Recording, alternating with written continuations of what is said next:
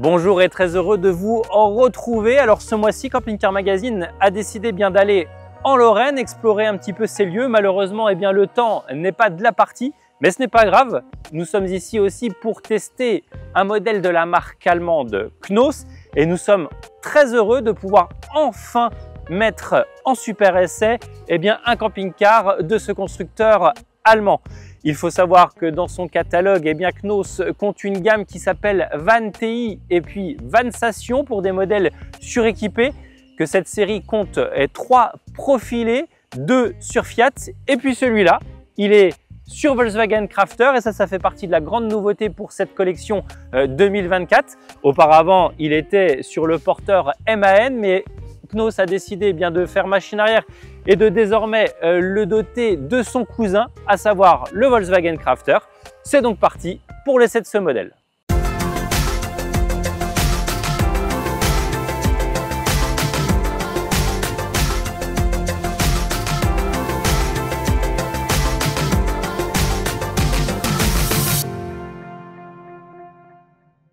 Pour rentrer dans le vif du sujet, parlons avant tout des dimensions de ce véhicule. Et il faut savoir que ce Van TI Vansation 640 MG affiche une longueur de 6,89 m, une largeur plutôt réduite de 2,20 m et enfin une hauteur constante de 2,82 m. Que d'une manière générale, on est sur un véhicule plutôt compact, mais malgré tout avec un porte-à-faux important, relevé à 2,20 m, et ça c'est en partie dû à l'empattement court du châssis Crafter, puisqu'il ne fait que 3,64 m. Au premier coup d'œil, ce qu'il est intéressant de souligner avec ce Vansation, c'est qu'il se distingue des autres modèles par cette couleur grise métallisée baptisée Indium dans le catalogue Volkswagen Crafter, parfaitement assortie avec la couleur de carrosserie, également grise mais un peu moins prononcée. L'ensemble est plutôt élégant. Alors Knos malheureusement en France ne jouit pas encore d'une grande visibilité, mais en revanche c'est des modèles qui ont bonne réputation outre-Rhin grâce à une conception plutôt intéressante. Il faut savoir que cette cellule fait appel à des panneaux sandwich avec un revêtement aluminium intérieur et extérieur, que évidemment au milieu on y retrouve une mousse isolante. Et puis d'un point de vue épaisseur, le toit fait 32 mm, les parois 31 mm et le plancher fait 40 mm. Continuons un petit peu cette découverte du véhicule par ce coffre ici. Il s'agit d'un coffre à gaz pour 2 bouteilles de 13 kg. Et puis sur la partie arrière, un grand portillon latéral que l'on retrouve également de l'autre côté, qui donne évidemment accès à une grande soute garage. Alors d'un point de vue aux dimensions, il faut juste retenir qu'elle fait 2,01 m de longueur, 89 cm de largeur et puis que la hauteur, on a une hauteur quasi constante de 1,14 m. Attardons-nous un tout petit peu sur la face arrière de ce véhicule puisque déjà d'une part on s'aperçoit qu'elle est blanche et qu'elle tranche littéralement avec la paroi grise, ce qui apporte vraiment une certaine élégance. On retiendra d'ailleurs un tout petit peu avec ses formes arrondies en partie supérieure et cette ligne continue, que ce véhicule s'apparente un peu à une caravane puisque Knos est extrêmement connu également dans le secteur de la caravane et reprend un petit peu les codes esthétiques, ce qui n'est pas pour nous déplaire, loin de là, parce qu'on voit clairement que cette zone arrière a été plutôt bien travaillée. Alors ici on a un petit bourrelet qui ne se voit pas forcément comme ça de très loin, mais qui apporte du relief et qui surtout à l'intérieur permet aussi de profiter de plus d'espace. Et puis en partie basse, évidemment, ce pare-choc avec les feux de signalisation du plus bel effet. Les feux sont en amande avec une très belle ligne qui apporte modernité sur cette zone arrière. Et puis évidemment, ces clignotants dynamiques séquentiels prévus de série. Bon, il commence légèrement à pleuvoir un peu plus que tout à l'heure. Alors c'est le moment pour nous de passer à l'intérieur du véhicule. Allez, c'est parti! Une fois qu'on monte à bord de ce profilé, franchement, on est très étonné par la qualité perçue qu'offre ce véhicule. Autant dire que ce Van TI Vansation fait sensation pour rester dans les mêmes termes, avec notamment cette porte dite premium, très large, 60 cm, mais surtout élégante, avec cette poignée pour la refermer. D'une manière générale, on profite ici d'un véhicule plutôt agréable avec un ameublement dit Matara Tech Tiberino fourni de série. Il est design et surtout visuellement, il est agréable ainsi qu'au toucher. On profite évidemment d'une ambiance lumineuse grâce à de nombreuses lumières indirectes et directes et puis évidemment grâce aux lanterneaux panoramiques au-dessus de moi ainsi que le skyroof dans la casquette de profilé. D'une manière générale, l'ambiance est vraiment très réussie et autant dire qu'on s'y sent plutôt bien à bord de ce van TI Vansation. Si le design et l'atmosphère sont une chose évidemment importante, qu'en est-il réellement de l'implantation de ce véhicule ? Et bien sur ce registre, il n'y a pas réellement de surprise car sur le secteur, on trouve évidemment des implantations relativement classiques. La partie avant ne déroge pas à cette règle. Il y a un salon qui se compose pour sa part d'une banquette face route qui pourra recevoir 2 personnes à l'étape mais également au roulage puisqu'elle dispose cette assise de 2 ceintures de sécurité. À cela s'ajoute évidemment les sièges du poste de conduite, pivotant également du Volkswagen Crafter, assez facile à manipuler. Globalement, 4 personnes peuvent prendre part donc au roulage, mais également à l'étape, autour de ce plateau de table suffisamment bien dimensionné et surtout pourvu d'une rallonge complémentaire qui permet d'augmenter la surface. Mais on va être honnête, si 4 personnes peuvent être ici à bord à l'étape et au roulage donc, globalement, ce véhicule est uniquement conçu pour 2 personnes. Dans ce profilé classique, effectivement, il n'y a pas de lit de pavillon pour les couchages principaux et surtout les seuls. Il faut donc se diriger en partie arrière et ce 640 MEG embarque des lits indépendants.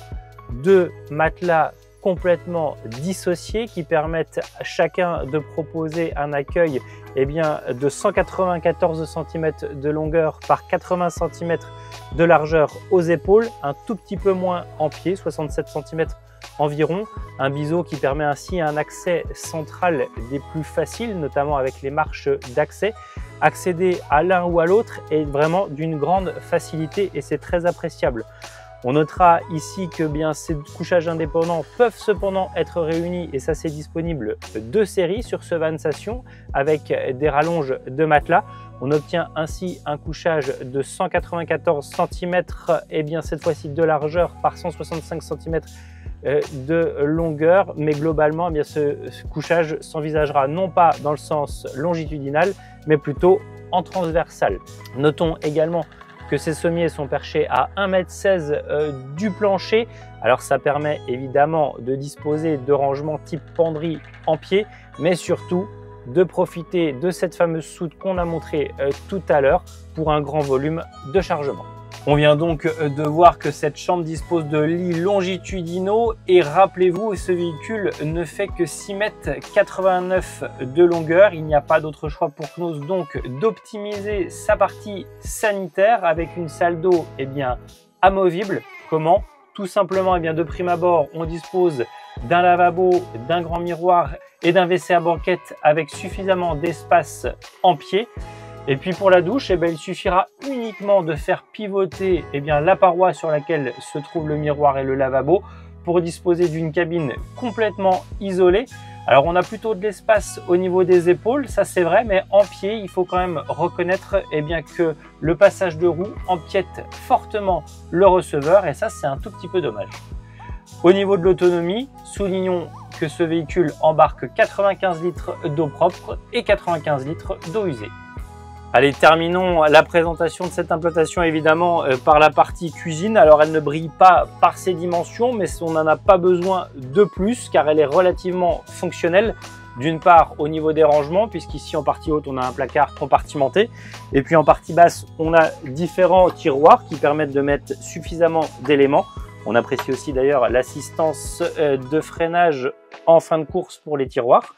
Au niveau équipement, sur le plan de travail, on dispose d'un réchaud de feu avec allumage piézoélectrique, d'un évier inox de 30 cm de diamètre et 13 cm de profondeur. L'ensemble est associé évidemment à un frigo, capacité 142 litres avec 15 litres de compartiment freezer directement intégré. Et puis la petite touche Knaus, c'est surtout élégant plus que fonctionnel. C'est cette petite extension de plan de travail, voilà, qui a au moins le mérite d'exister pour poser quelques petits éléments. Pour être tout à fait complet avec ce Volkswagen Crafter, eh bien évidemment il embarque un certain nombre d'éléments qui permettent d'agrémenter la conduite.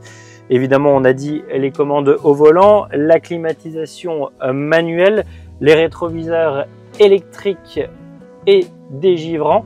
Enfin, le petit plus Knos, ça se situe ici au centre de la planche de bord où on a deux petites manettes qui servent évidemment à régler les suspensions arrière pneumatiques.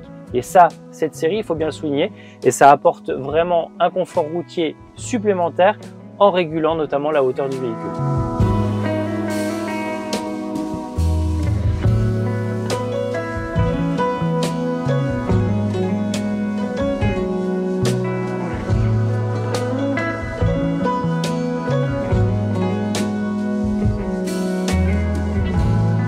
Alors profiter du Volkswagen Crafter a sans nul doute un coût pour le constructeur, mais Knos tente de le compenser évidemment par un suréquipement relativement complet sur ce véhicule.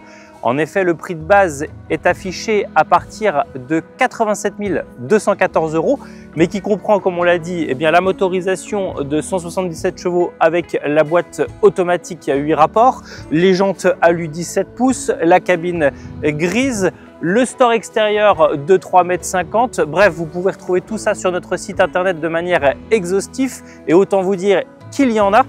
Mais pour être tout à fait clair et honnête sur le modèle de l'essai, quelques options ont été ajoutées, mais vraiment pas grand chose. Et notamment, cette antenne satellite que l'on peut voir au-dessus, qui fait un petit peu verrue, certes, mais qui permet évidemment d'avoir la télévision de 27 pouces d'ailleurs, et qui est facturée un tout petit peu plus de 4 000 € l'ensemble. Donc ça nous fait ici un véhicule d'environ 94 000 €. Et bien voilà, notre périple dans le Grand Est touche à sa fin. Nous espérons que vous avez apprécié ce super essai de ce Knos VanTi Vansation 640 MEG. N'hésitez pas d'ailleurs à le notifier avec le petit pouce en l'air et surtout n'oubliez pas de vous abonner à notre chaîne YouTube. Ça reste toujours gratuit et vous ne raterez rien de toutes les vidéos que l'on met en ligne de manière régulière. Vous pouvez évidemment nous suivre sur les réseaux sociaux comme Instagram ou Facebook et puis évidemment sur notre site internet www.camping-car.com pour ne rien rater de toute l'actualité camping-car, que ce soit tourisme, aire de service ou produits et en particulier sur les nouveautés 2025 qui arrivent. En attendant, prenez du bon temps, prenez soin de vous et nous on se retrouve très vite.